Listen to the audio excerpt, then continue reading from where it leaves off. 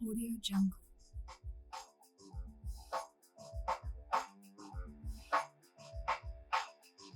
What's up on Pro Wrestling Show? Man, what we have for you, a breakdown of this week's pro wrestling from Monday Night Raw Ring Report, SmackDown Ring Report, NXT Ring Report, and even AEW Report and Wrestling Hot Topics. As a returning superstar who's been out of the ring within a decade is returning back to the ring. There's a rumor report on that allegedly. We'll have this more when the Pro Wrestling Show starts right now.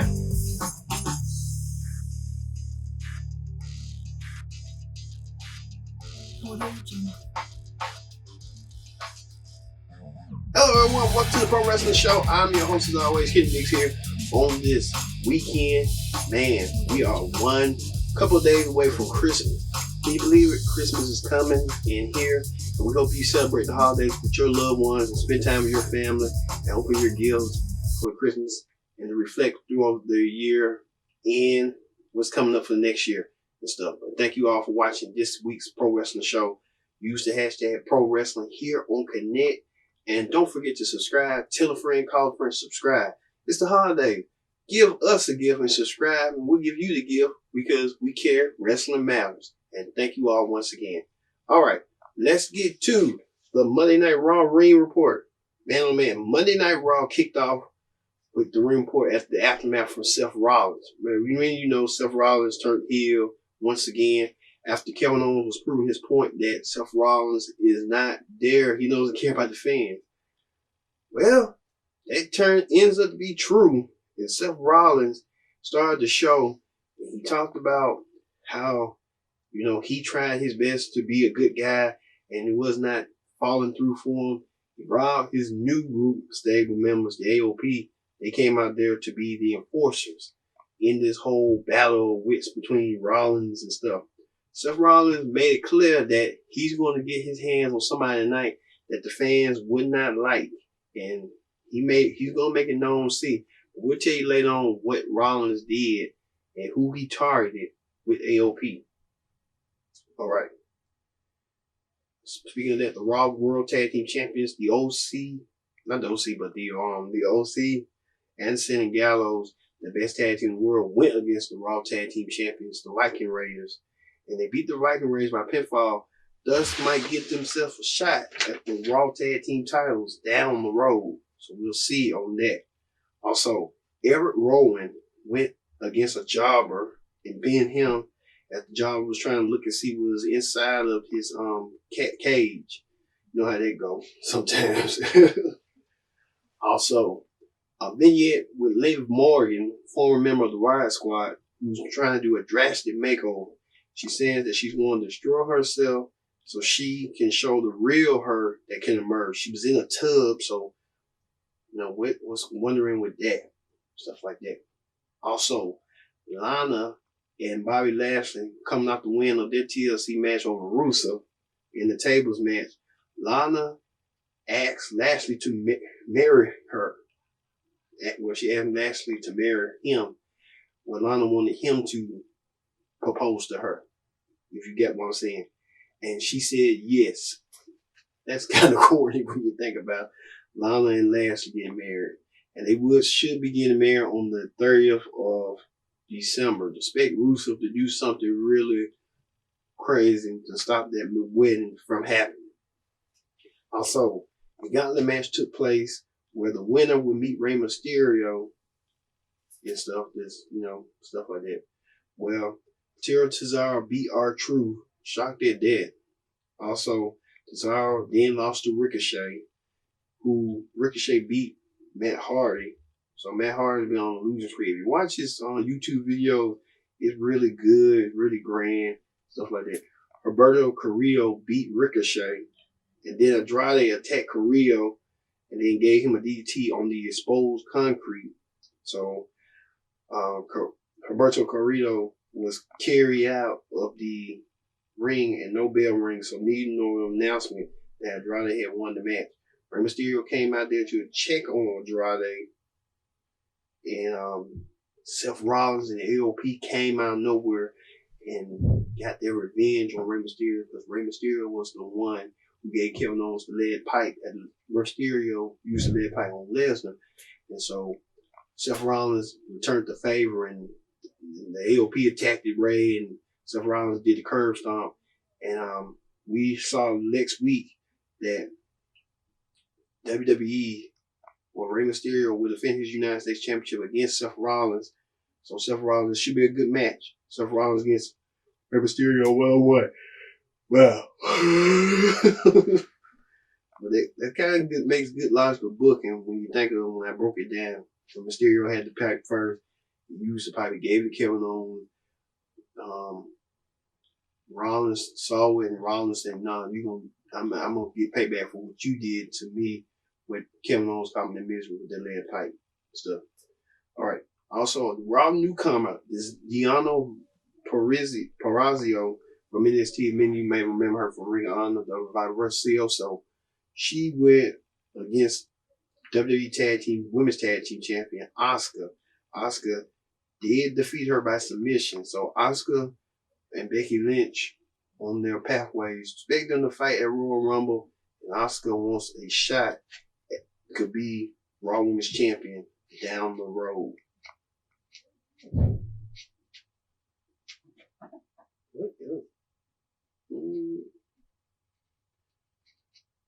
And also, Randy Orton went against AJ Styles in a competitive main event. This has been blowing up for weeks. You know how that go and stuff. So, you know, with that in mind, you had the OC people out there trying to combat Orton and stuff, attacking Orton. And then all of a sudden, Randy Orton gets, did he win? I think he won. Yeah, Randy Orton beat the old AJ Styles and got a pinfall. And then the OC attacked Orton from behind. So the Viking Raiders came out there to help save Orton. So next week, it's going to be a six-man tag team match. The Viking Raiders, Raw Tag Team Champions, with Randy Orton against the OC of Addison Gallows and AJ Styles in a six-man tag team match, a huge six-man tag team match next week. And then finally, Becky Lynch spoke about how she's never beaten Asuka and she needs to prove herself.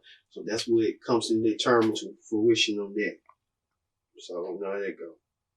All right, that ends the Monday Night Raw Ring Report. Let's move over to the SmackDown Ring Report. On the SmackDown Ring Report this week, man, Daniel Bryan returned back. He looked at new, clean shaven. It was like a throwback to 2011, 12-ish. Daniel Bryan came back. He wanted a piece of the Fiend.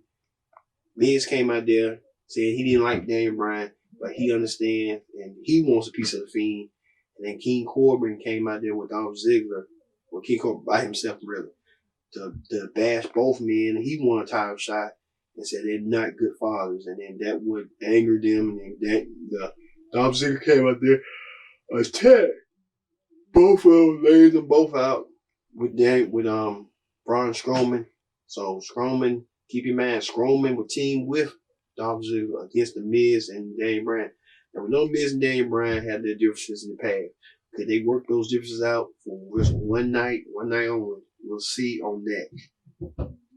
Also, there was a match, the tag team match, The Miracle on 34th Street, where Heavy Machinery went against the Revival, who's been now delegated to Comedy Tag Team now. Match was back and forth, and you see right here these highlights. Even like the Legos, Otis trying to do something, and then you can see the Revival trying to throw Otis's ham away on the floor. Otis was pissed off. Otis fought back, and at the end, Otis won the match. Well, Heavy Machinery won the match with their signature move. They got the 1, 2, 3. So Heavy Machinery gets the win over the Revival. The Revival wasn't having it. Revival was still in the ring, and they said, you know what?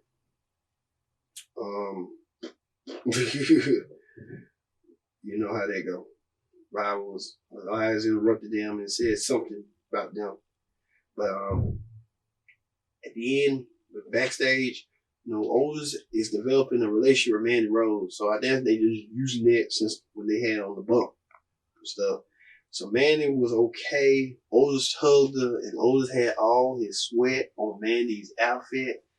Otis had a good night in the beginning with winning the match, but he had a bad night not trying to score Mandy Rose. So you know how that go. And it kind of grossed her out.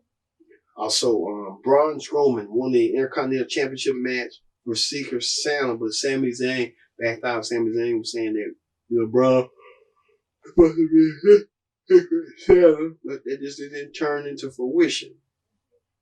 So Braun Strowman looking towards being another contender for the Intercontinental title. Also, Carmella, the returning sexy Carmella, went against Sonya Deville and defeated Sonya Deville with that leg move, the grapevine move or something like that, I call it. Also, the New Day, the WWE SmackDown Tag Team Champions, went against former Tag Team Champion Cesaro and Intercontinental Champion Shinsuke Nakamura. New Day won by pinfall. Then Strowman helped fight them off on a 3-on-1 attack where the New Day was getting jumped by Cesaro, Nakamura, and Zayn. Strowman came out there and helped fight them and fend them off. So look for Strowman to feud with Shinsuke Nakamura for the Intercontinental title. Also, Bayley, the SmackDown Women's Champion, went against Dana Brooke and pinned her by pinfall after the match. Sasha Banks was leaving with Bayley until Lacey Evans came down there, and Lacey Evans won the piece of Sasha, and she did, and she tore Sasha Banks up piece by piece, but the match ended by no disqualification, where Sasha Banks tried to threaten Lacey Evans' daughter and her husband at ringside. And Lacey Evans wasn't having that. Lacey Evans was charged and went crazy. Don't play with a woman's family, and Lacey Evans was a mother too, so she wasn't gonna have that. She fended her off. So I respect this feud between Sasha, Lacey, and Bayley and Dana is not far from over. Expect the tag team match down the road, probably next week, between them 4 women. Lacey Evans getting a title shot at the Royal Rumble. All right. And finally, the main event, The Miz teamed up with Daniel Bryan to take on King Corbin and Dolph Ziggler. Match was back and forth. Far as offense from Daniel Bryan and Miz with those yes kicks, stuff like that nature. Reminiscing where the Miz just adopted the kicks from out of nowhere. But it ended when the Miz and Daniel Bryan defeat Dolph Ziggler and King Corbin with the Miz using the patented figure 4 leg lock adopted by the Nature Ric Flair, as he gave to him, bestowed to him. He won over Ziggler, and at the end, the show ended with Bray Wyatt laughing. So Bray Wyatt laughing at the fact that next week there's going to be a triple threat match between King Corbin, who's been off momentum off TLC, over Roman Reigns. And matter of fact, Roman Reigns wasn't even part of the show. So what's going on with that? And I guess they're building King Corbin, and Daniel Bryan and The Miz have issues with the Fiend. So those 3 men will vie for a chance. So whoever wins the match goes to Royal Rumble to meet the Universal Champion. So in Houston. So you know how that go. All right. All right, that is the SmackDown Ring Report. When we return, we're going to have Hot Topics and the AEW Ring Report, where Hot Topics and the AEW owner does a wrestling move that many people are still talking to this day. You won't believe what Tony Khan did. Stay tuned.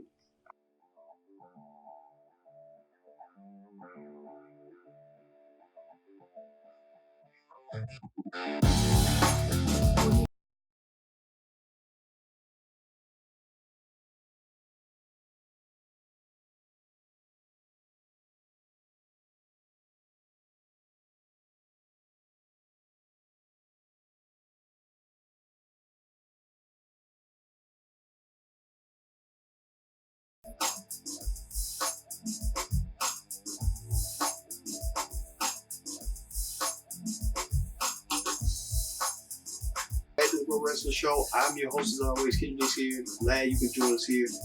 Join in the hashtag using it. Thanks. not take, but the Pro Wrestling Show here on Connect. Thank you all for watching this week's edition of the Pro Wrestling Show. Let's get to Hot Topics. On Hot Topics this week, man. Well, many of you know that Primo Cologne was suspended by WWE, but it turns out Primo was not suspended for failing his drug test, but for not taking it at all.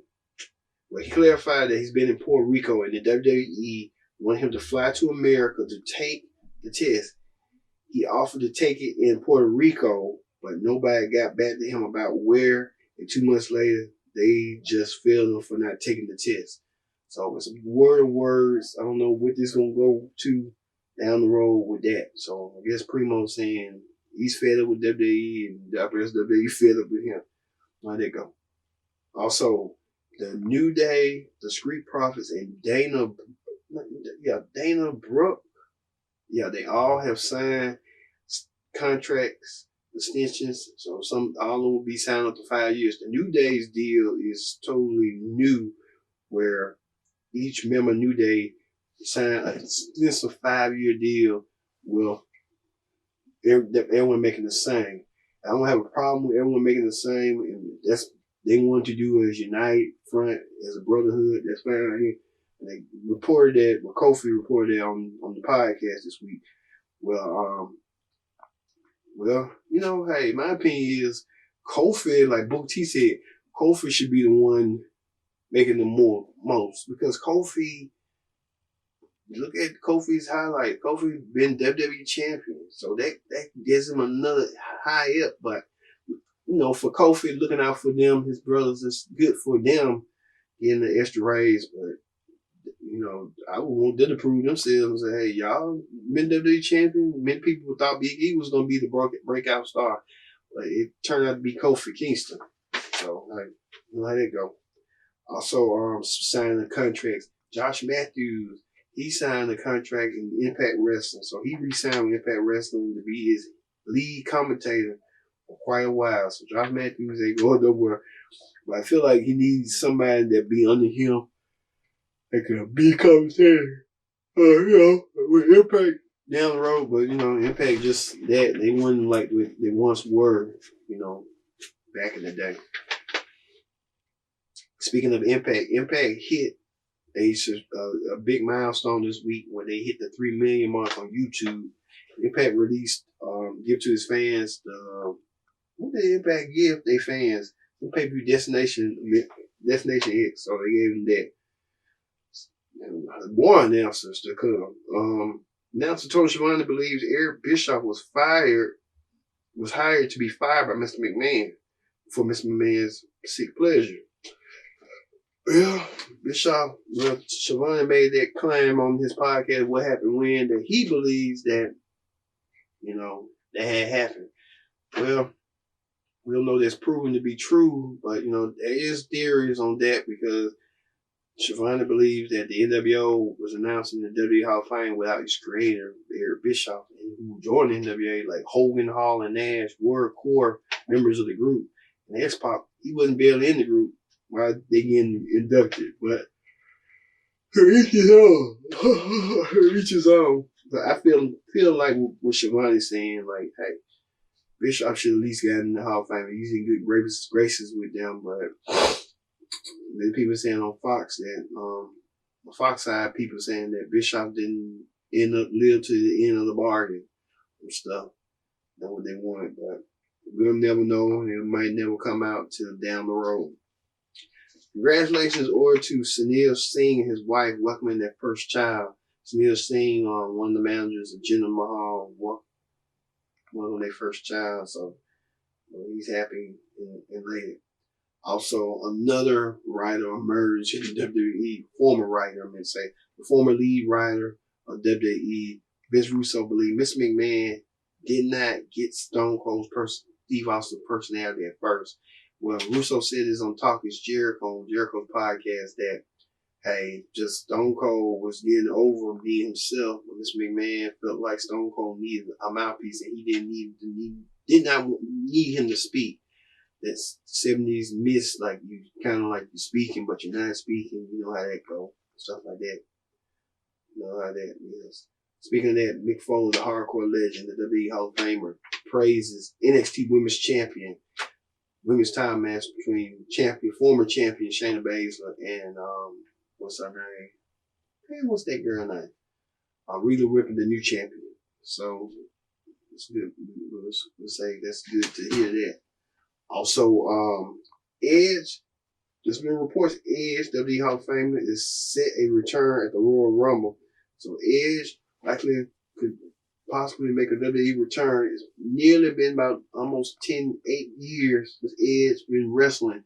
He wrestled, his last appearance was at WrestleMania 27 in Atlanta. Edge made the announcement that he was going to retire and stuff. So Edge could come back stronger than ever. Also, John Cena wants a substantial role at WrestleMania 36.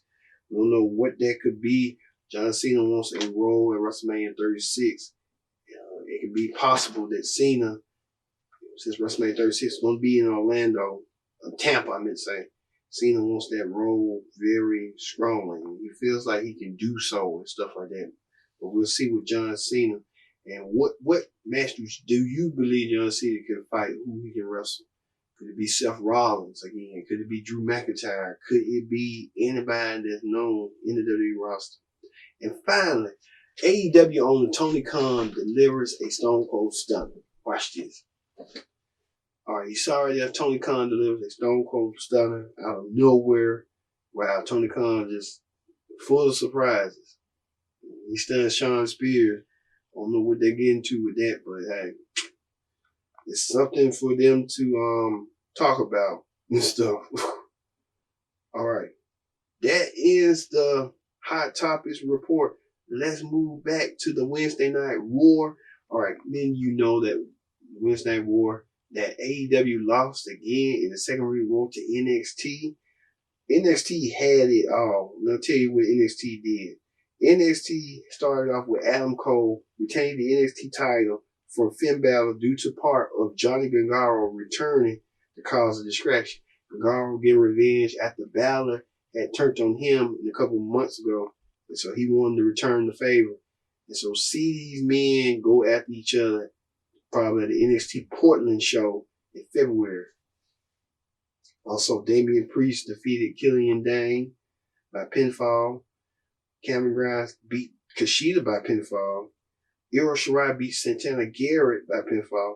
Pete Dunne defeated Travis Banks by pinfall. I think they're trying to set up them for the Worlds Collide pay-per-view event on the network. NXT amongst itself with NXT going against UK. So you know how they go. And finally, the main event, as Rhea Ripley won the NXT Women's title from Shayna Baszler. It was a hard-fought matchup.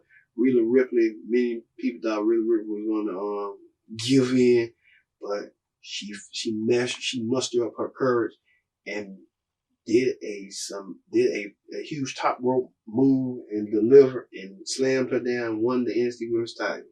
So congratulations in order to Rhea Ripley. All right, and that ends the NXT ring report. Let's move over to the AEW ring report. All right, AEW ring report. Man, AEW really had a good, decent show. What did I remember from AEW? Let's see. From the AEW show, I remember seeing the Bucks. I remember the Bucks. All right. The Bucks. It started with Heyman Page and Kenny Omega versus the Lucha Brothers. Not sure what's going on with Page. Is Adam Page perhaps joining the Dark Order or what? But Pentagon Jr. is a star, and Cero Miedo is over. Cero Miedo, you know how they go. So that was the good. I like the Butcher. At the scene with the seeing the Blade, the Impact. The Butcher Blade, they're good, but you know it was awesome. It made some people saying it made QT Washer weak in comparison and stuff like that. The Dark Order was in action. Cody was in action. Dustin was in action. Everybody was in action.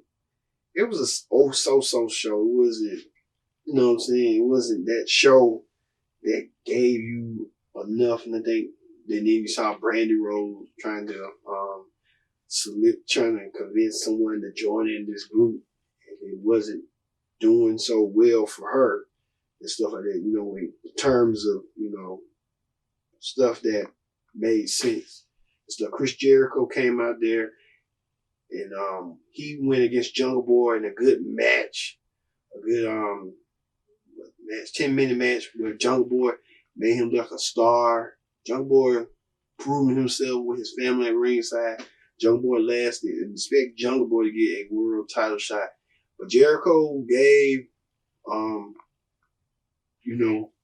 John Moxley 2 weeks to make his mind to join the group. So, you know how they go. We'll see on that and stuff like that. All right. Thank you all once again for watching this edition of the Pro Wrestling Show. I've been your host, Kenny Dixon, so long, and we'll see you next week. Happy holidays, Merry Christmas, Season's Greetings, Feliz Navidad.